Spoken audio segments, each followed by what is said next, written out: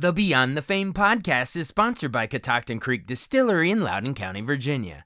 Taste Virginia's most awarded whiskey crafted with care, character, and a commitment to excellence. Whether you're a seasoned whiskey lover or just beginning your journey, this is a bottle worth discovering. Available online at www.catoctincreek.com or wherever fine spirits are sold. Must be 21 to drink alcohol. And of course, this podcast would not be possible without our longtime sponsor, the Hollywood Casino at Charlestown Races in West Virginia. Upcoming featured entertainment includes Kenny Wayne Shepherd on April 18th. Details and tickets at HollywoodCasinoCharlestown.com. Must be 21 to enter the casino floor and attend a show. Gambling problem? Call 1-800-GAMBLER.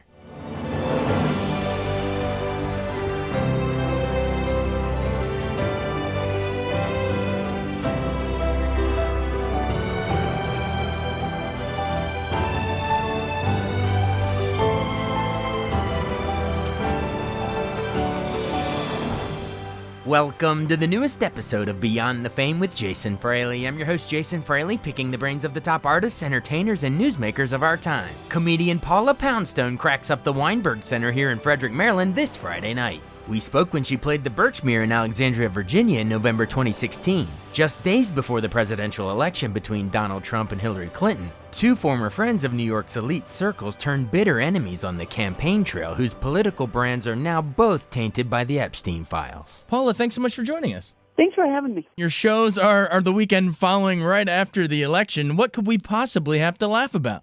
Honestly, I feel like the entire country is now like Rosemary and Rosemary's Baby.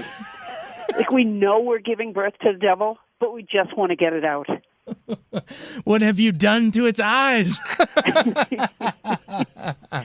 a horrible, awful process, and just everything, just the whole thing. It reflects badly on all of us. The candidates are from some sort of macabre version of Alice in Wonderland, and I just keep picturing Mike Dukakis and Howard Dean drinking together.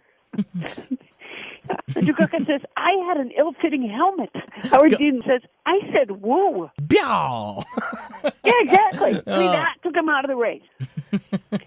I mean, the things that, honestly, at this point, Watergate seems like kind of a dreamlike time. Yeah. You can talk about having your followers assassinate your opponent, and that doesn't take you out of the race. Go figure. It's like all the old rules are suddenly thrown out this year. Well, when I was in the 6th grade, I ran for class president. And oh, congrats. I think school politics are a great idea to teach kids about our democracy. It's a great idea. But, of course, the problem in 6th grade is that there are no issues. Mm-hmm. Even if you get elected class president, you have no powers. And so it makes for a fluffy speech. So when we made our speeches, me and some other kids, too, I think, claimed that if they elected us president of the 6th grade class, that we would get a soda machine in the school. And the teacher took us aside afterwards and said, well, you can't say that because that's not true. You wouldn't be able to do that. But that's what the politicians do. Exactly, which in no way prepared me for adult politics. Oh, that's so funny. Yeah, you should be able to say whatever you want. That's how Honestly. It goes. Well, that was back in, early 70s, I guess, right? So apparently, we've devolved to where that rule no longer applies. Awesome. So are you, I assume at the Birchmere, if our listeners turn out, it will be a lot of politics, but do you have to tailor your jokes based on who wins Tuesday? Are you going to have to, I how you deliver some of them? Oh, I wouldn't think so. The truth remains the truth regardless of, I shouldn't say the truth, because I don't know what the truth is, to be totally honest with you at this point. But my perceptions remain my perceptions. I should put it that way, regardless of, and even, I'll tell you, I don't tell people what to think. I don't shame them for not thinking what I think. Mm-hmm. I don't tell people how to vote, and if I did, what a strange voter that they would listen. I just, it's just my perceptions, and I always tell the crowd the caveat to I happen to be a Democrat. And I always say, but you do whatever you want. And it's just that I happen to have the microphone, and so it's my turn to talk. That's all. And if people don't, if people don't share my views in politics, which they needn't, then I can guarantee you somewhere within the evening we will find common ground, because I'm not a political analyst. I wouldn't even call myself a political comic so much as my act is largely autobiographical. And at this point in my life, because my act is largely autobiographical, I do talk about politics because we're all sort of steeped in it. But I also talk about raising a house full of kids and animals and trying to pay attention to current events well enough to be a halfway decent citizen. And my favorite part of the night is just plain talking to the audience. I do the time-honored, where are you from, what do you do for a living? And in this way, little biographies of audience members emerge. And I use that from which to set my sails. In fact, one of my favorite nights was many years ago at the Birchmere. To my left of the stage, there were these two guys, and I just began talking to them. And one of them worked in the patent office. And so I was finally able to find out why so many patents remain pending. And there's always great audience members at the Birchmere. I love it there. Awesome. Well, speaking of the whole, who are you, where are you from? Weren't you born? You're born in Alabama. I saw you used to bust tables at IHOP. How'd you get into comedy? Well, it's not like I was turning my back on a law degree. I was lucky. I mean, I had always wanted to be a comic, but I had absolutely no idea where the mouth of the trail was. I had no idea how to even begin. I thought at one point that I might try being like a street performer in Boston or something, but even that I wouldn't have had the slightest idea how to begin. But fortunately, in 1979, when I was bussing tables at a salad bar which, by the way, at that time was cutting edge, not bussing tables, but the salad bar. Salad. At a salad bar in Boston, a couple of guys started up a fledgling, right beginning comedy scene, which is supported. I mean, the pool for comics comes from having an open mic scene. So where a club has a night where anybody can go up for 5 minutes. And that's how you begin. I mean, that's college for a stand-up comic. Lots and lots and lots of it. And so I started there doing that. And then I took a Greyhound bus around the country to see what clubs were like in different cities. And ended up in San Francisco. And I never went back to live in Massachusetts after that, even though it is a great state, and I miss it a lot, particularly now. Speaking of San Francisco, didn't Robin Williams see you out there and give you a nice little break in your career? He did. He was a big supporter of mine. And by the way, Robin was a big supporter of lots and lots of people. Robin was the most generous man I think I've ever known. And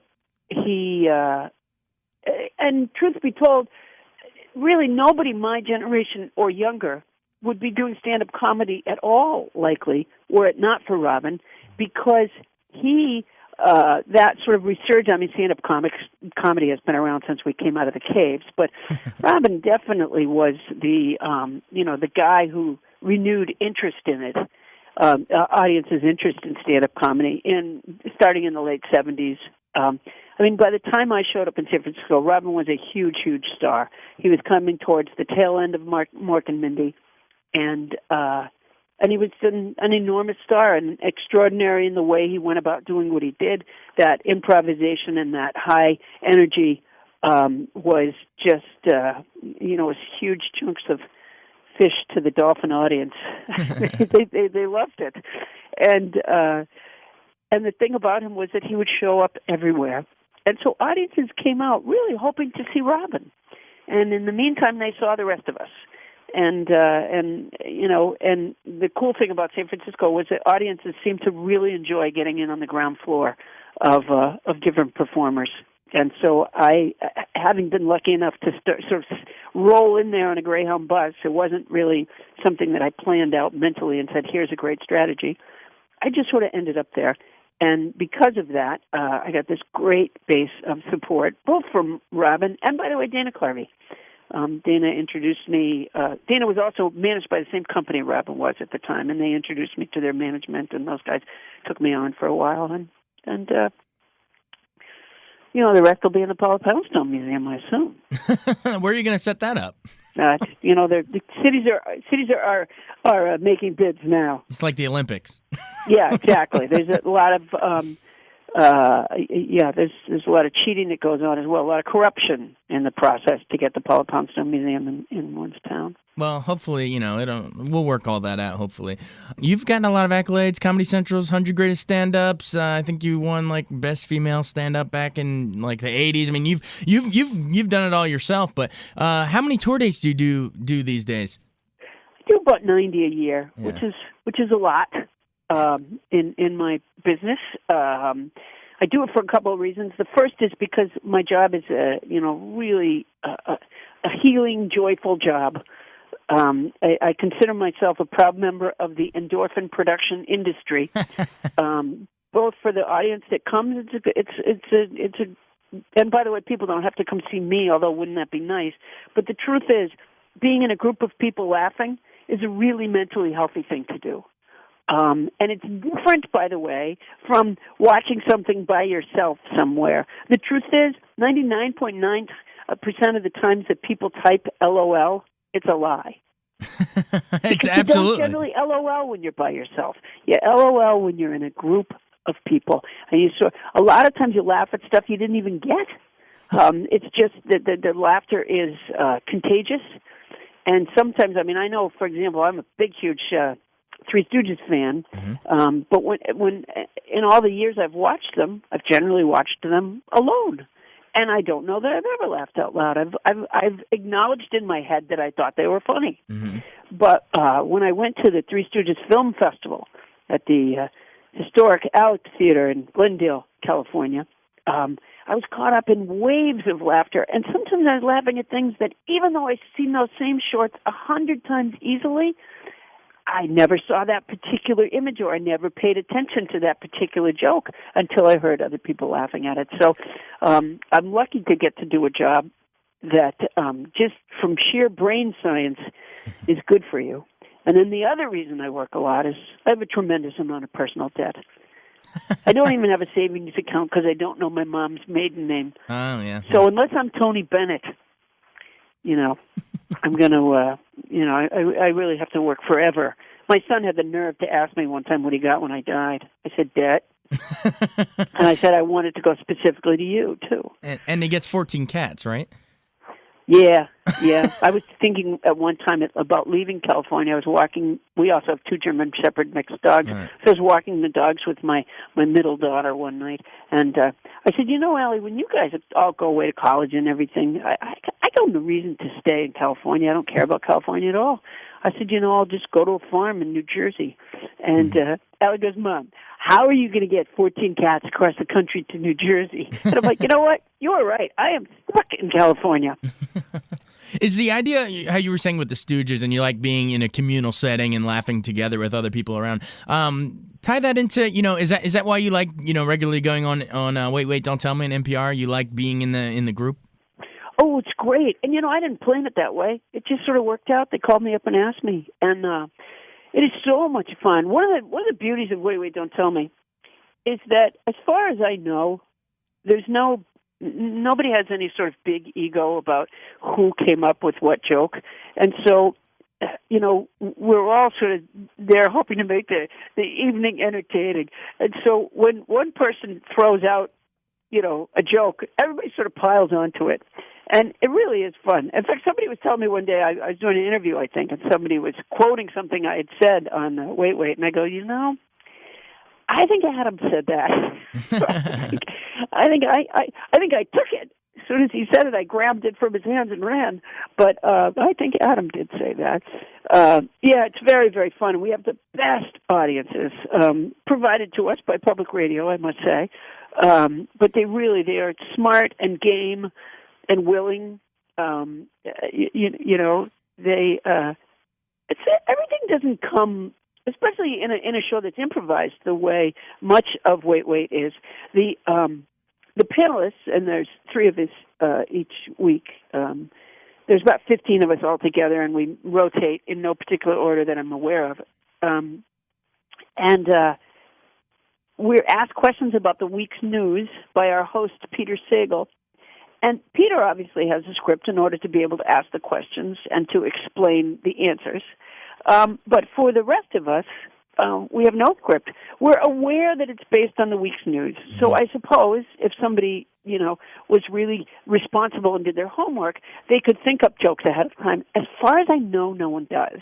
Yeah. And we talked about it before, whether or not we'd want to go that direction and sort of purposely prepare things. And I think everybody to a man said no, because it takes... we just felt like it would take. We didn't want to be pulling a scam. Yeah. We wanted the sort of sparks of stuff that come up to be genuine, and so we left it that way. And so far it seems to work. The only two things we know about ahead of time are the bluff story, where there's a real news story, and then there's two other fake news stories. And we write the fake news stories, and so we're told the idea, like what has to be the umbrella topic, that is. We're told that the night before. And then the other thing is, a few minutes before we go out, they usually say the final joke. They call it the prediction, that where they go, well, Paddle, if anyone, if that happens, we'll talk about it next week. Wait, don't tell me. That joke right then, we're told the premise of it. I mean, we're not told what to say, but we're told what the topic is just a few minutes before we go on. Gotcha. Now, I know we started the interview talking about sort of how you might be doing some political stuff at the Birchmere, but a lot of our younger listeners might not know that of your stuff you did with the Tonight Show with Jay Leno. You were doing backstage presidential stuff back at the '92 campaign, right? It was the first. It was the first Bill Clinton election he ran against the first George Bush, and it was exciting and fun. Part of the reason. It was my manager's idea, actually, and she talked to the Tonight Show, and they went with this idea, and it was simply for me to do backstage coverage at the conventions. I did the Democrats, I think, were in New York, and the Republicans were in Houston, as I recall, and then I went back. It was so successful that they had me go to the inauguration as well. Awesome. And I did I guess 4 nights. For each of the convention and 4 nights of the inauguration, and I knew very, very little about politics. I don't know that I had ever watched more than a few minutes of a convention ever, and that was part, I think, of the reason that it worked, was that I was genuinely mystified by much of what I saw. By what theater it is, I think. I mean, I had this idea that, sort of, I don't know, that things were more organic than they were. For example, I was just blown away to see hand carts, dollies, of huge stacks of campaign signs be brought in. I had this idea. I mean, now you can tell when you look. You can certainly see that they all look the same, and I guess you could at that time too. But I thought people brought their own kids. They made them in their garage with spray paint because they were so enthusiastic. Never occurred to me that the campaign itself brought them in. Well, how phony is that? That's like a thank you on your receipt from Burger King. It really, a lot of it is such theater. And the other thing is, anybody who talks during the day, no one is listening. They try to put the camera so you can't tell as a viewer on television. But somebody who has like a day slot speaking or early evening speaking at the convention, not one person on the convention floor is listening to them. They all just sort of are in conversation and doing whatever. Around 8 o'clock or so, they stop being rude. But before that, they pay no attention. So to have an early speaking spot is more like going through the spanking tunnel, or so there's something punitive about it. It's like a horrible thing. I guess they do it to sort of forge themselves or something, so that nothing that happens can bother them. Yeah, why do they have to be so stinking long? It doesn't make sense. No, it doesn't make sense. It's very odd. Yeah, the whole thing is very odd. But anyways, it was really fun to do, and it did culminate in being able to go cover the. To be able to cover the inauguration, which was also really, really fun. How much? I remember the Tonight Show. They were annoyed that I didn't get an interview with Bill Clinton. And I finally just said to them right on the air, it's the inauguration. He's busy. It's the inauguration of the President of the United States. Maybe that's more important than the Tonight Show. Maybe. How much did you actually work with Jay Leno, or did they just kind of turn you loose when you were out there to do your own thing? They inadvertently turned me loose. The truth is, if I did that same thing now, or if anybody, and I'm sure they've had roving reporter kind of stuff since then. But the timing of what happened was, Jay had just gotten the Tonight Show. Mm-hmm. Helen Kushnick, who was his manager and became the executive producer or whatever on the Tonight Show, was still with him. And they really had just arrived, and they didn't yet have their sea legs. And they were, I think, so overwhelmed by what they had to do to run this, 4 or 5 night a week show, which is a tremendous amount of work. Yeah. That once they got me, they didn't have time to really pay attention. Mm-hmm. And so I got to do whatever I wanted. And NBC had gotten us, or the Tonight Show, I guess, had gotten us credentials for the convention floor. But the problem is, credentials for the convention floor come in different gradations. Mm-hmm. There are some where, you can go near the building. And then there's stronger credentials where you can go down on the convention floor, right? Mm-hmm. NBC, or the Tonight Show, or whoever it was so powerless at the time that they got me the most useless credentials. So I could barely get in the building with what they had. So my manager and I, whom we were the only two, we borrowed news cameras to do it. I mean, we had no crew, we had no staff. It was just me and my manager. And we would spend the day networking to get better credentials. In fact, usually I dress up to go on stage, but there's one of the appearances that I did where I'm just in like a short sleeve shirt and a denim jacket because I didn't have time to get back to the hotel in between networking to get better credentials. And so they couldn't so the Tonight Show itself couldn't complain when they talked to me. They couldn't say, well, we didn't know what you were going to do, or blah, blah, blah, or you have to tell us what you're going to do, because we couldn't know what we were going to do because we couldn't figure out how close we could get. And in the end, we brought them some pretty darn good stuff. It was really, really fun. In fact, I believe I used to use Maria Shriver's headset, and there's some sort of thing that clicked around your waist. And let me tell you, I was pretty thin back then, and it was still about 4 inches too small for me. She was a wafer-thin person. But anyways, yeah, it was really a fun time, and very adventurous, especially because I knew nothing about all of this. And it's perfect preparation for what you're doing at Birchmere. Before you go, it is actually. Yeah. I mean, it really is. I became more and more confident during this process where I really couldn't control the fact that I didn't know what I was going to say.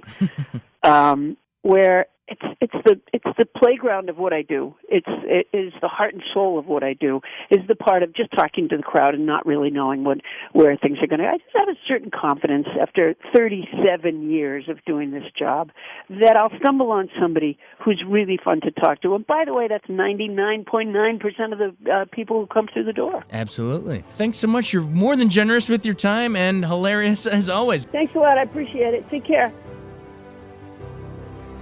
Thanks so much for listening to Beyond the Fame with Jason Fraley. Our theme music is Scott Buckley's Clarion. Remember to give us a 5-star rating if you like what you hear. We'll see you next time.